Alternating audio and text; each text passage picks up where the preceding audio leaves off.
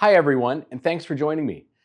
There's been a lot of news and market volatility over the past couple of weeks, and I know it's top of mind for many Canadians.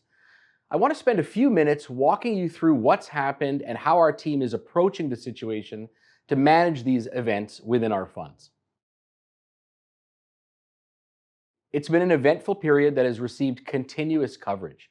The catalyst was on February 28th when US and Israeli forces carried out joint military strikes on Iran. The immediate market reaction was what we typically expect in a knee-jerk response to geopolitical shocks and events. But since that initial shock, much of the focus has been centered more on a potential disruption to energy supplies. And what we're seeing now is the market trying to price in the duration of the conflict, which remains the key uncertainty. Our framework is built to withstand shocks like this. First and foremost, we focus on policy, not politics. Our job isn't to predict the next political move, but to analyze the economic and market implications of events as they unfold. We look at the potential impact on corporate earnings, inflation, economic growth, and asset prices. Second, we lean heavily on our deliberate research-based framework. One of the pillars of that framework is sentiment. In practice, this could mean we aim to take advantage of market fears rather than indulging them. We look for opportunities when sentiment becomes overly negative. For example, our asset allocation research team has noted that for now, the fundamental picture of the US business cycle remains in a mid-cycle expansion, and we remain cautiously optimistic on Canada as well. It would take a much more significant and sustained shock to oil to change that base case.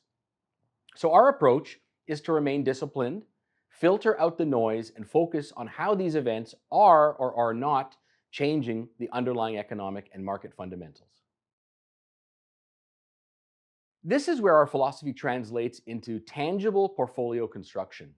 Our primary goal is to build resilient portfolios before a crisis hits, so we aren't forced to react in a panic. The key to this is diversification. But we believe in evolving beyond the traditional 60-40 portfolio.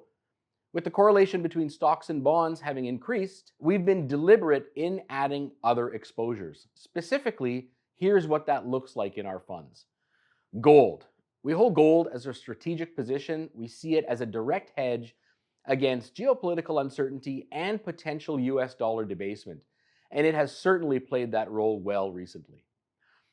Also, alternatives. We've been selectively introducing alternatives into our portfolios.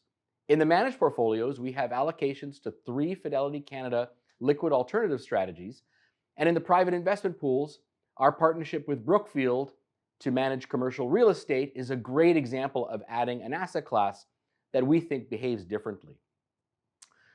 The next thing is currency diversification. We've reduced our long-standing overweight to the US dollar and diversified into other global currencies like the euro and the yen. This is part of the broader view of managing US-centric risks. Ultimately, history shows that while geopolitical shocks cause short-term pain, markets tend to recover. Our job is to ensure our portfolios are structured to weather the initial storm and are well-positioned for the long term.